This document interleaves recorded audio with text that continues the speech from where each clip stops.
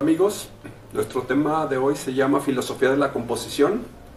Ustedes pueden encontrar un libro con el mismo título, cuyo autor es Edgar Allan Poe. Fue una serie de conferencias que dictó en Boston. Como ustedes saben, Edgar Allan Poe murió a los 40 años. Estaba entregado al alcohol, a la melancolía y a la neurosis. Pero no tenemos mucho por qué entrar en detalles de su vida, no bástenos con saber que fue un hombre desdichado. Edgar Allan Poe escribió las primeras novelas de terror y las primeras novelas policíacas, y escribió también aquel famoso poema titulado El Cuervo. Famoso, aunque no es uno de sus mejores poemas, ¿no? Se hizo famoso tal vez debido a las conferencias que dictó, tituladas Filosofía de la Composición. Bueno, entonces, como les decía, Edgar Allan Poe dictó esa serie de conferencias en la cual explica la forma en que crea esa poesía, y lo hace por medio de oposiciones. Bueno, les decía que esas conferencias que dio en Boston, Filosofía de la Composición, él explica los recursos que utilizó para componer su famoso poema El Cuervo, ¿no? Nos explica los trucos, ¿sí? La palabra no me parece adecuada, pero es la que por el momento tengo a la mano, ¿no? Los trucos que utiliza.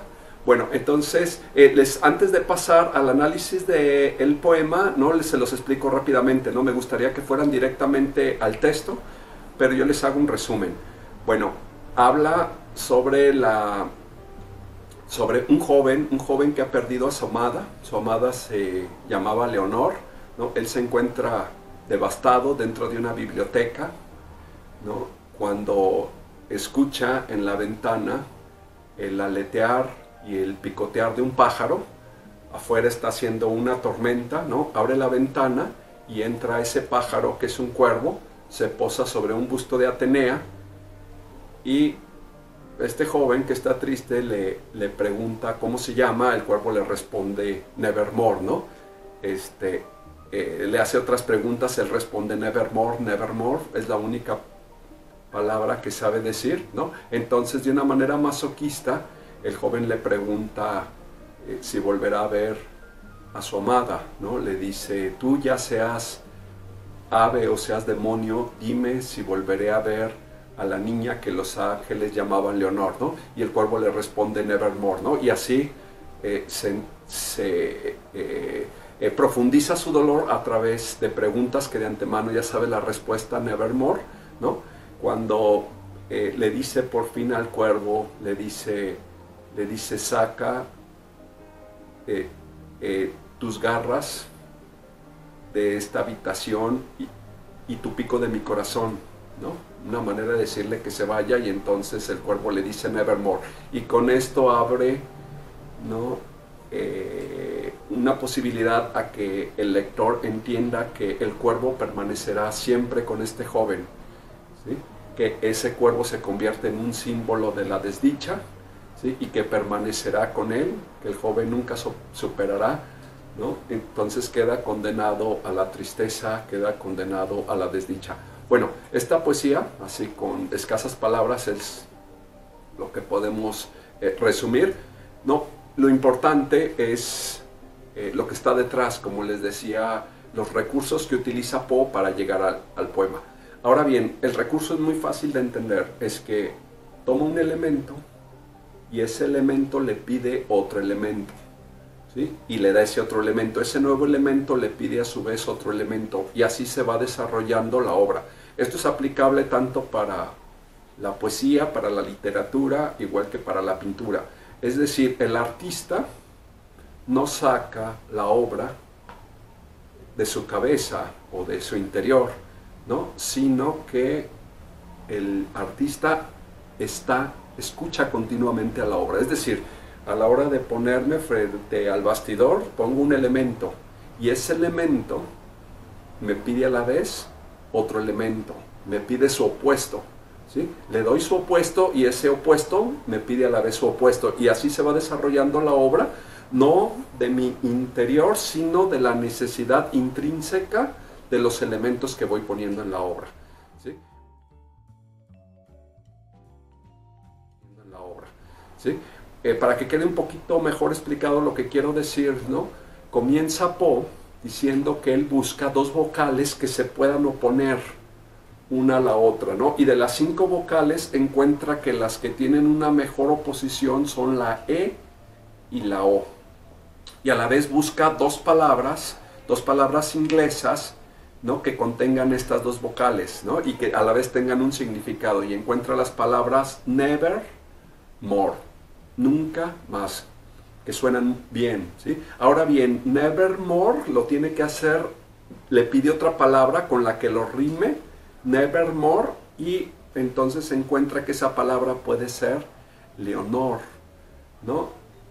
Leonor, que es una palabra también que nos remite a una mujer hermosa. Ahora, esta mujer necesita oponerse, obviamente, a un hombre, al amante. Una mujer hermosa no tiene un amante, ¿no? El hombre, entonces opone a la mujer el hombre. Ahora bien, la relación de amor entre una mujer y hombre nos remite a la felicidad, ¿no? Hay un famoso verso de Chaucer que a mí me gusta mucho, dice: oh amantes, que os bañáis en la alegría. Me gusta porque hace una alusión muy sutil, ¿no?, a la relación sexual, ¿no?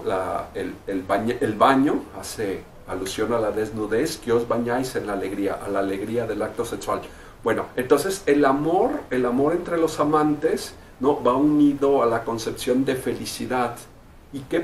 Y el opuesto a la felicidad sería obviamente la desdicha, la muerte de Leonor, de la mujer amada, ¿no? Ahora la muerte justifica las palabras nevermore, ¿no? Porque la muerte trae esas dolorosas palabras: nunca más volveré a verla, nunca más volveré a platicar con ella, nunca más la volveré a besar, ¿no? Entonces el nevermore justifica las palabras. Ahora bien, piensa Poe, ¿sí? ¿Quién puede repetir una y otra vez esas palabras? Desde luego, el amante. Pero no tiene por qué ser alguien racional, ¿no? Puede ser un animal. Entonces piensa en el loro, pero el loro le parece un animal que no es digno de la poesía. Entonces busca al cuervo, que le parece más digno, ¿no? Y el cuervo será quien repite esas palabras. Ahora bien, el plumaje del cuervo es negro, y el negro pide oponerlo a algo blanco. ¿Y qué puede? Algo donde se pose el cuervo. ¿Y qué puede ser eso sino un busto de Palas Atenea, un busto de mármol, ¿no? Ahora bien, el busto de mármol tiene que estar, obviamente, en una biblioteca. El busto de Palas me pide la biblioteca. Y la biblioteca es un lugar de tranquilidad. Entonces la tranquilidad tiene que oponerse a lo intranquilo, a lo inquieto, que es una tormenta, ¿sí? Entonces ya justifica de que está el amante dentro de la biblioteca, afuera hay una tormenta y un pájaro quiere entrar, ¿no?, que es el cuervo. Entonces lo permite entrar, se posa en el busto de Palas Atenea, ¿sí?, y le pregunta, le hace la pregunta, ¿no? Dime si volveré a ver a esta niña, ¿sí?, que los ángeles llamaban Leonor, ¿no? Y viene la respuesta del cuervo: nevermore, ¿no? Le hace otra pregunta: nevermore, ¿no? Y con la última, ¿sí?, cuando le dice que saque el pico de su corazón, ¿no?, viene la respuesta: nevermore, ¿no?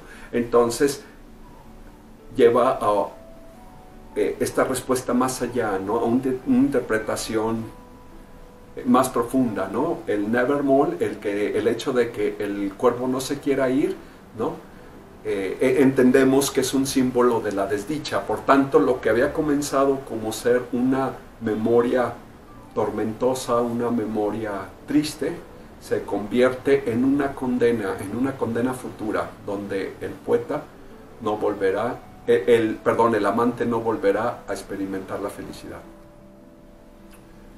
Bueno, hay algo muy importante a la hora de realizar una obra, ¿no? Y les decía, son las oposiciones. Las oposiciones son fuerza. Entonces, si no ponemos oposiciones, nuestra obra carecerá de fuerza, carecerá de energía, ¿no? Muchas veces con mis alumnos encuentro que quieren poner una gran cantidad de elementos, son un poco barrocos en el sentido de que les repugna el vacío, ¿no? Entonces llenan la obra con demasiados elementos.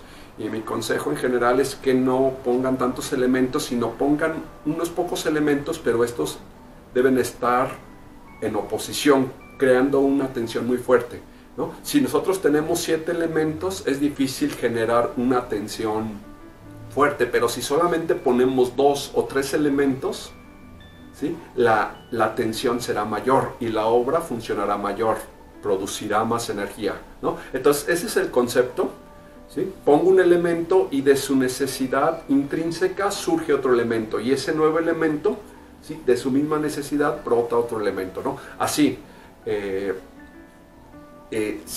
si tengo una fuerza, le opongo la opuesta. Si tengo una forma simple, le opongo una forma compuesta. Si tengo un cóncavo, le opongo un convexo. Si tengo un ángulo, le opongo una curva. Si tengo un elemento horizontal, le opongo un vertical. Si tengo un color cálido, le opongo un color frío. Si tengo un color oscuro, le opongo un color claro. Si tengo un color saturado, le opongo un desaturado, un gris. Si tengo cualquier color, un color X, le voy a oponer su complementario. Si tengo un punto dorado, le voy a oponer el punto dorado opuesto. Si tengo un peso, le opongo un contrapeso. Si tengo un ritmo, le opongo una anomalía.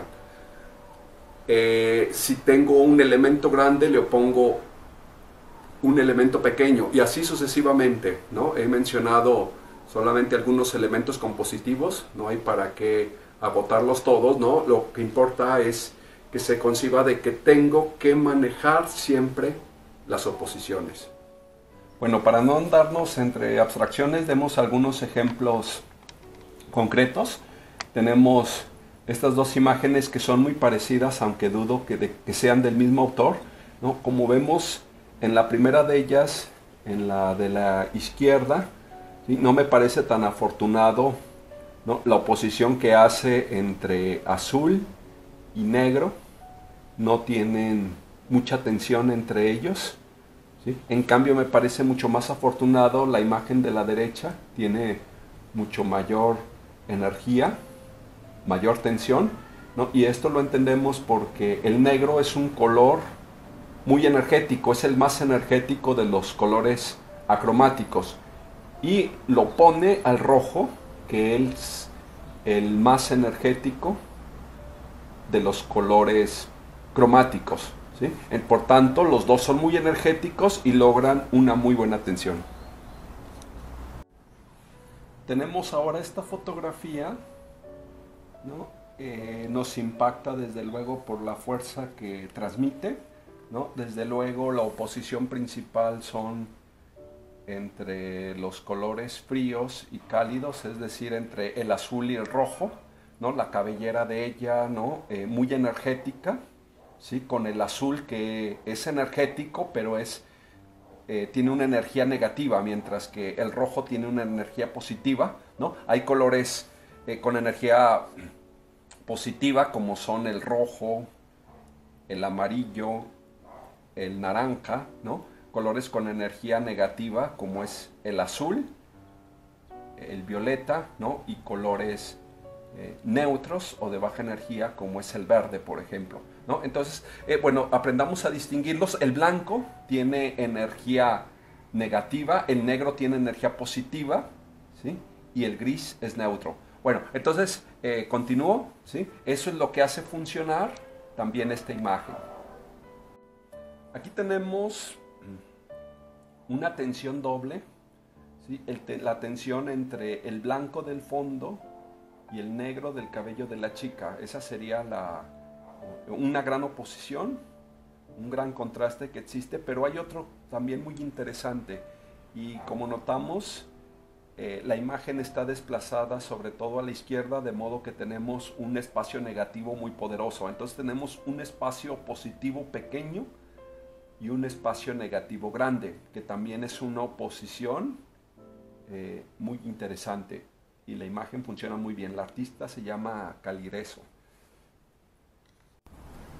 Bueno, tenemos esta imagen, ¿sí? De Superman y Batman a punto de enfrentarse, ¿no? Compositivamente nos interesa sobre todo, ¿no? Vemos que hay una oposición entre las líneas verticales que se repiten, ¿sí? En los edificios, ¿sí? Y se encuentran en oposición con la curva de la capa de Superman, ¿sí? Entonces la recta entra en oposición con la curva, es una oposición muy llamativa. Y hay otra oposición también, que es el tamaño de los personajes, ¿no? Tenemos un Batman, ¿sí? Muy alejado, un Batman pequeño, con un Superman que se encuentra en un plano cercano, ¿no? Que sería grande. Entonces es la oposición grande-pequeño. Tenemos esta imagen también de uno de los murales de González Camarena, ¿no? Hay una oposición también conceptual.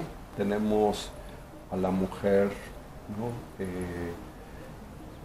Desnuda, ¿no? Junto con el conquistador, ¿no? Vestido. Entonces está desnudo, vestido, es una oposición conceptual, ¿no? Obviamente ubicamos o nos imaginamos que es la Malinche y Hernán Cortés, desde luego, ¿no? Que vienen siendo para nosotros como Adán y Eva, ¿sí? Nuestros padres primigenios. Entonces, conceptualmente también se encuentran esas oposiciones. Bueno, aquí tenemos una pintura de un artista llamado Terry Miura. Este artista me gusta mucho el uso del color que tiene en sus pinturas, ¿no? Vemos en esta imagen que es muy sencilla, ¿no? Es un camión antiguo frente de una tienda, ¿no? Y de momento nos impacta la belleza de la pintura, la sencillez también, ¿sí? Cuando lo analizamos un poquito más, comprendemos que el truco que he utilizado es el uso de los colores complementarios. La tienda la resuelve con colores naranjas, mientras que el camión está hecho con colores azules, ¿no? Casi toda la pintura, ¿no? Está hecha con esos dos colores, y es un buen ejemplo de cómo podemos lograr una mayor expresión sacrificando los colores, pero utilizando dos colores con mucha conciencia, que utilizar una amplia gama, ¿sí? En donde no encontramos oposiciones. En este cartel vemos también muy buena oposición, ¿no? Es desde luego una oposición entre complementarios. El velo de la chica junto con el fondo en colores violetas, mientras que el rostro está con colores amarillos. Es una oposición de complementarios, no hay necesidad de profundizar, ¿no? Lo que sí es importante señalar es el impacto visual que tiene, ¿no? Por ejemplo, también hay una oposición entre colores claros del rostro y del velo con los colores oscuros del cabello, ¿no? Que es muy negro. Bueno, otra oposición, ¿no? Donde se utilizan dos colores muy energéticos, el rojo, que es el más energético de los colores cromáticos, el negro, que es el más energético de los acromáticos, con un fondo gris, que el gris es muy neutro. Entonces el gris está falto de energía, y el gris le concede la energía precisamente el rojo, tanto el rojo como el negro, ¿sí? La piel también hace un contraste muy alto. La piel del rostro de la chica entra en oposición con el negro del cabello, es decir, son los colores amarillentos muy claros con el cabello, que es muy oscuro. Ahora bien, esto que funciona en la pintura figurativa, también funciona en la pintura abstracta. Es exactamente lo mismo. La pintura abstracta, a través de colores y de formas sintéticas, trata de crear tensiones, desde luego, ¿no? Aquí tenemos un ejemplo, me gusta mucho la simplicidad, también es de Calireso, que hace ilustración digital, o pintura digital, mejor dicho, ¿sí? Es una artista francesa, ¿no? Su abstracto está muy bien manejado, ¿no? Me gusta la simplicidad de las formas. Aquí tenemos dos curvas, una cóncava y otra convexa, ¿no? Que se oponen, es la oposición entre cóncavo y convexo, y hay una oposición también muy notoria, que es la de pequeño, grande, ¿sí? Dos formas, no con el mismo tamaño, y lo hace funcionar muy bien. Bueno, el último ejemplo que tenemos de la misma artista, de sus obras abstractas, tenemos dos formas en el centro y a la derecha, con una fuerte tendencia a la verticalidad, mientras que se atraviesa dos formas también con una tendencia a la horizontalidad, ¿no? Una se encuentra en la parte superior, ¿no? Es más pequeña, menos fuerte que las verticales, ¿sí? Y otra se encuentra uniendo las dos líneas verticales, ¿no? Entonces es la oposición entre vertical, horizontal. El espacio negativo también entra en oposición con el espacio positivo, ¿sí? Y eso es lo que hace que funcione. Muchas veces cuando pongo a mis alumnos a hacer ejercicios de abstracto, ¿no? La primera sensación es de que el abstracto es muy sencillo, ¿no? Sin embargo, el resultado a veces en muchos de mis alumnos no es tan bueno, porque no aplican los principios que les estoy diciendo. No es simplemente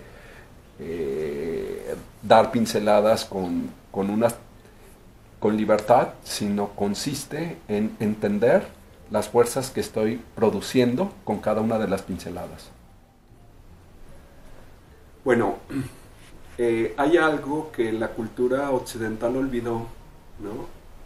Mientras que la cultura oriental la tuvo siempre muy presente, ¿no? Y es la oposición entre el ser y el no ser, ¿no?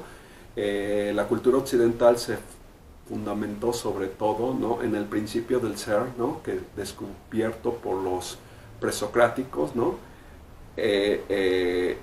Sobre todo por Parménides, ¿no? Mientras que la cultura oriental, ¿sí? Al no ser le dio también una gran importancia, es decir, o mejor dicho, a lo que parece que no es, ¿no?